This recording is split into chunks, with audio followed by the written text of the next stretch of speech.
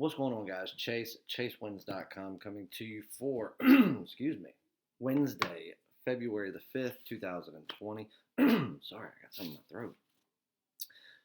And we're going to do a recap and a free play, obviously, as normal.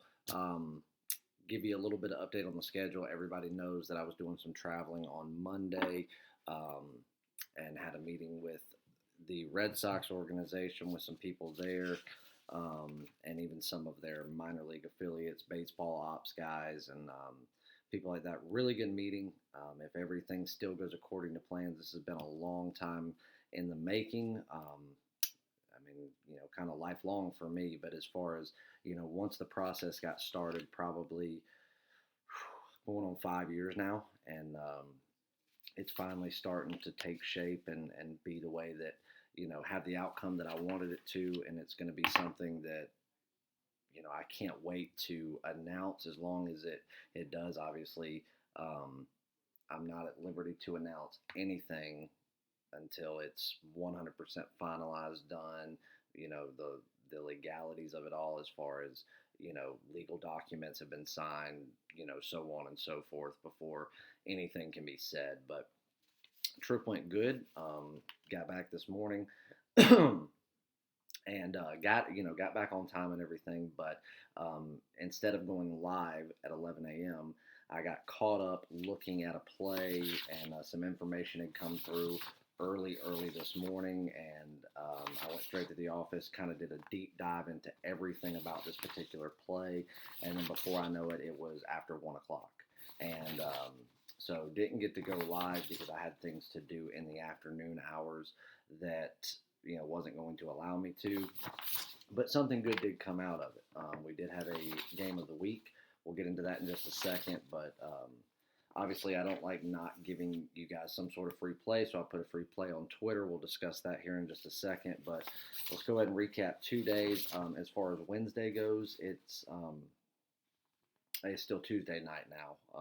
Well, it's 1 a.m. So it is Wednesday. I'll be up early in the morning, and I'll be at the office early, and got to take my daughter to a dentist appointment, but then go in there, and then probably going to come back here for the live show.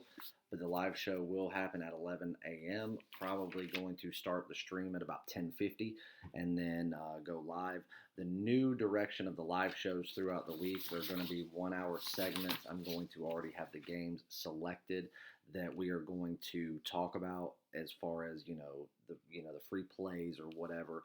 And we're going to go through, break them down, give them out, and then we'll have some time left over at the end to answer questions and go over games that, the viewing audience wants to discuss. And that way, once we hit that 1 hour mark, we can kind of cap it off right there, because sometimes we let time get away from us on those live shows. Before you know it, we've been live 2.5 hours. So fairly decent sized card tomorrow. A lot of work still to be done, so got to make sure that we keep it at that 1 hour mark. But either way, let's go ahead and get on a recap. We'll start by doing, obviously, you guys know the last video that I did was I did one Monday. So you guys, ended the week with a phenomenal Sunday, an absolute barn burner. I heard that term this weekend while watching the Super Bowl. So I've said it like 15 times now. I don't know where somebody got that, but it sounds funny to me. So we did that. Kicked off Monday, obviously gave you a free play on the video. And you know what was funny is somebody said to me today, and I'll just dig into this for just a second. So yesterday, Monday, free play, Sacramento Kings, money line, and winner. It was a blowout for most of the game until Sacramento wanted to let them come back to within 3 points just to, I guess, for interest. So, but if Sacramento money line minus 120 is a premium play, gave it out for free, easy winner. And then I also gave another secondary free play, gave it out as a lean at that time, but it ended up becoming a premium play. It was North Carolina plus 9.5. That also won. And so I went back and I looked, and I was like, I wanted to see what kind of free play run we were on. I just went back and looked through Thursday of the week before. Thursday, live show. We gave out 3 plays, all 3 of them won. Friday, we did a a free play that was a winner. Saturday we went in and did we did a live show, gave out, because we didn't do a normal free play video, 5 plays and a sixth, which was a lean. All of them won, every single one of them. Sunday prop bet plus 400 for a rushing touchdown for Patrick Mahomes as a free play winner. Monday free play winner. And then today I decided to throw one of my premium plays on Twitter as a free play because I didn't get to do a video. And I gave out Arkansas on the money line. And they went into overtime. I think that it was BS that it went into overtime. And ultimately, Auburn ended up winning by 3. And I had somebody, send me a message going, if you can't win free plays, why would anybody buy your service? And I said, well, I can't win everything, but free plays win a hell of a lot more than they lose. I said, just keep following it and playing them, and you will turn profit. He goes, I have been for a year. I said, every day? He said, yes. I said, really? And I spelled out every single game for him, and I said, so just since Thursday, you should be this. I said, why would you even take the time to complain to me about making you a ton of money? And he goes, oh, sorry, guess I misread. The hell does that mean? Anyway, just figured I'd get that off my chest. All right, so Monday's plays. We had 3 plays, in the NHL. Obviously, the King has taken a second crown, the MLB King. And, somebody sent me an email that goes, you're the self-proclaimed MLB King. No, I'm not the self-proclaimed. I just say it because that's what the clients call me, and I think it's fun. And I back it up by winning. But NHL, the NHL King, Toronto Maple Leafs in regulation, that was the only thing that did not win. It was minus $1.15. They were up 3-1. There was a defenseman that took on a position as a forward. This was his first game in the NHL where he was actually, doing offensive work. And so he's never run offense. He's never played as a forward. And what does he do? He scores. He scores 2 goals in 58 seconds. Then another goal, comes through, which was it was a mismatch with the goalie, so I'll give them that one. They were down they were up 3-1. Then it's tied up, and then they go up a goal, and then they obviously have to pull their goalie. And that same person that scored 2 goals in 58 seconds dives head first and pushes the puck into the empty net. And he followed and went into the net with it. A man that's never played offensive hockey in his life. He's been a defenseman his entire career. Goes out his first night and gets a fucking hat trick on the road. So the Florida Panthers end up winning that. So we lost that. Philadelphia Flyers puck line minus 1.5 at plus 135 was a winner, 3-0 shutout. We also had the Philadelphia Flyers in regulation at minus $1.35. That was our top play. So a 2-in-1 day with a top play there. So if you rate it by unit, everybody knows how my system works. You would have picked up over 3 units there. One play in the NBA, Sacramento Kings minus 120 on the money line. Nice winner there from 1-0. We're rolling right along in the NBA. And then NCAA basketball is where we had our only hiccup. North Carolina plus 9.5 was a winner. Northern Arizona on the money line was going good all the way until the end. Minus 120, that was a loser. Sacramento State laid an egg and never got off the bus for a team that they should have beat by 30. They ended up getting their asses kicked. So we actually lost a little bit there. But overall, if you follow the system, do everything with top play winner, we would have picked up exactly 3 units if you rate it by a unit. So another good day, another winning day, another top play winner, another fantastic day in the NHL. Easy does it. Now we get into today. We'll start with NCAA basketball. Arkansas was the free play, minus 115 on the money line. I loved the play. I think they got shafted to go into overtime. I'll leave it at that. I think Bruce Pearl is, I think he's a member of the Mafia. I think he pays the refs, but whatever. I think Auburn's probably the most overrated top team out there. So, lost that. Central Michigan on the money line was a winner, minus $1.25. Then we had Rhode Island minus 15.5. They were taking care of business to the end, and with about 3 minutes to go, it looked like they just ran out of gas. You could tell that they still had the effort there. They were still playing hard. They just could not keep pace. So, obviously, it allowed their opponent to come back and make a game of it. I think they ended up winning by 7. So, we lost a little bit there, going 1-2. NBA, another one-play day. Houston Rockets minus 13.5, a nice winner there to bring that back. Then we get into the NHL. We had a very large NHL card today with 5 total premium plays. The only loss in there was Calgary Flames in regulation, -130. They got beat. The other four, we had the Anaheim Ducks on the money line, small underdog on the road at +105. That was a winner.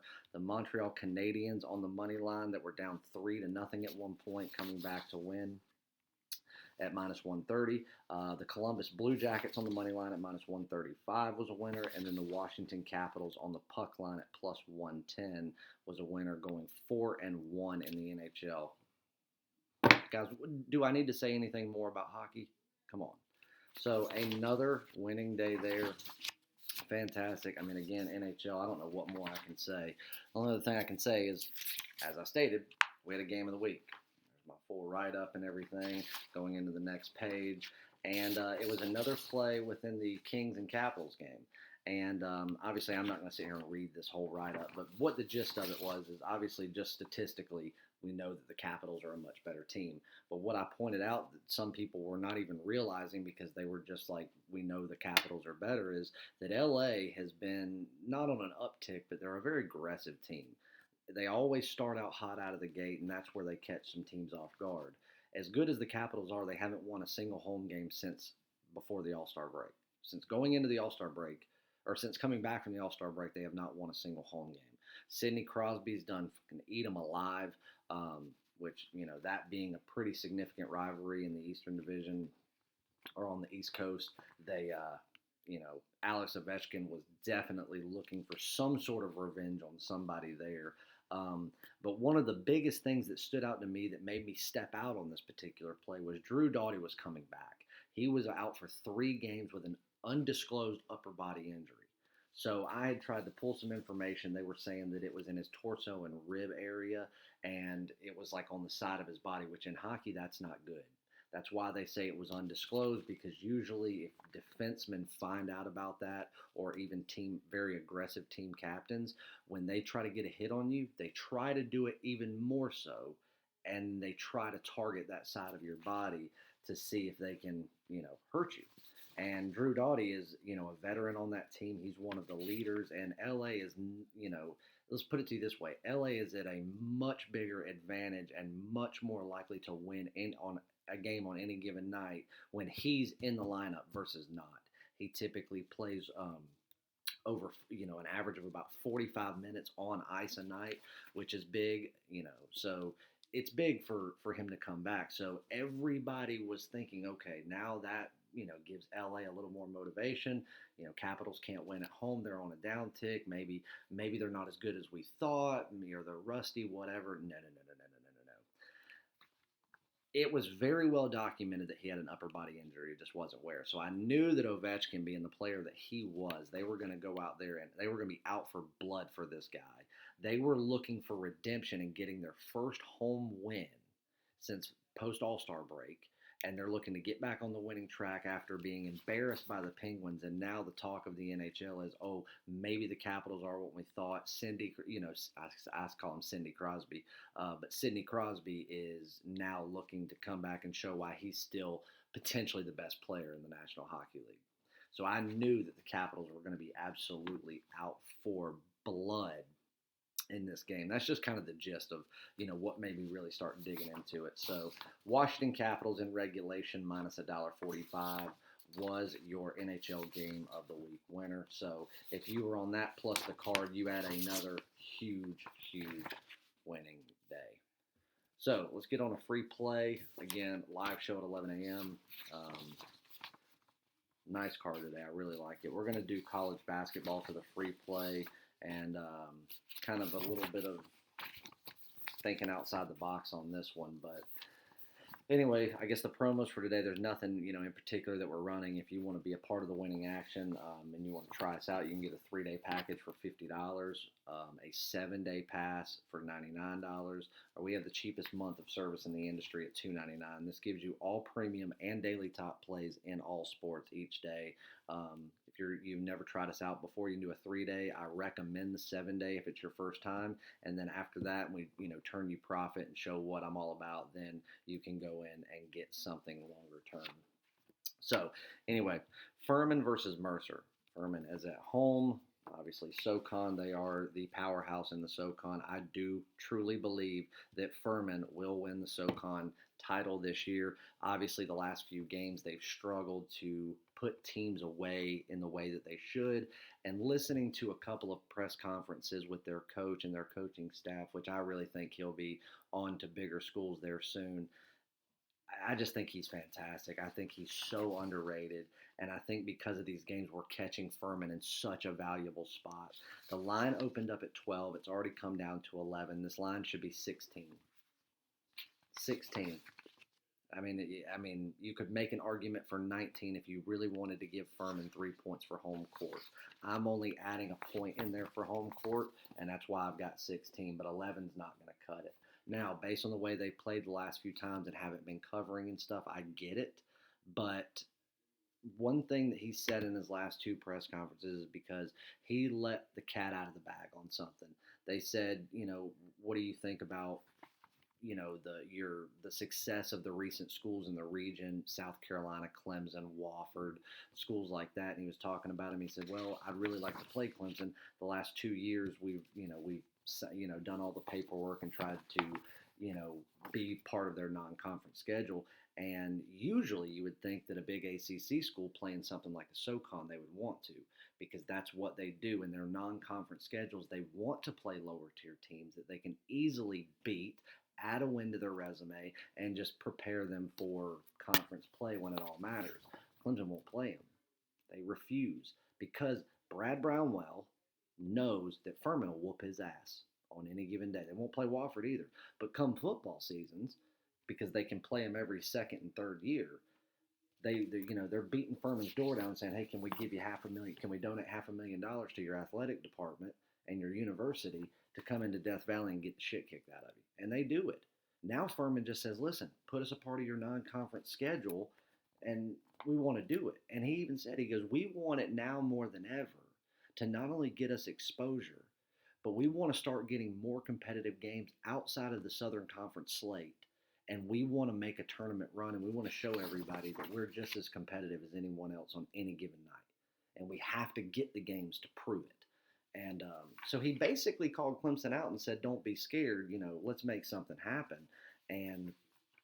But then what he said was, but because we're not getting things like that, and we are having to play teams that we are expected to blow out, he said, to ensure that we go into the Southern Conference tournament with the seeding that we want, the placement that we want, and the advantage that we've well deserved because of our winning, we've got to go out there and we've got to put teams away like we're expected to. And that way, if everything falls into place, who knows what could happen if we win the SoCon. He said, either way, if we don't make it into a tournament, we'll go to an NIT or something, or a CBI, something like that. And then next year, he said, we could get preseason ranked pretty high with the returning players, and we could make a tournament run, especially if we can solidify some big conference games. So he's basically putting it out there to the world, saying in his press conference, which I've watched about 15 of them in the past 2 days, just studying this guy. He's basically saying, look, we haven't put teams away like we should, and it's our fault because we're not pushing the issue. It's not going to rank us any higher. It's not going to benefit us any more this year to win a game by 10 versus 20. But now he's stating that, the excuses that he's being given is because, you're expected to win a game by 20 and you only win by 6. What do you think is going to happen when you play, an elite conference? Something like that. So he's now saying, you know what? We're not going to take our foot off the gas anymore. If we're a 10-point better team, we're going to go beat them by 10 plus. He said, if we're a 10-point better team, he said, I want to win by 20. He's telling the world right there, no more taking your foot off the gas. He's going to, pedal to the floor for 40 minutes, no questions asked, from here until the final buzzer they play this season. Furman's going to win the SoCon. Tonight, at home, they're going to take Mercer by 15 plus. That's a premium play. Furman minus 11. I'm some coaches just talk out of their ass. I'm buying into everything he says because I think that he's one of the most overlooked, and I'd say he's one of the most talented coaches that there are in college basketball. Truth be told, he does a hell of a lot with a little. Furman minus 11, premium play Lock it in. I love the game. If they can't win this by, over 11, then I think that maybe they've got some underlying issues that we don't know about. But nothing is to say that yet. So I love the game. Let's go cash that ticket. Big slate of games today. I think we'll have at least 5 premium plays and a top play, maybe 2. But we'll be going live at 11 a.m. So make sure you tune into that, and we'll have another winning day. And go to chasewins.com. Sign up for a package. I cannot wait to have you a part of the winning team and share the winner circle with us. Love you guys. Thank you for everything, and I will see you guys back for the live show and then tomorrow for Thursday action.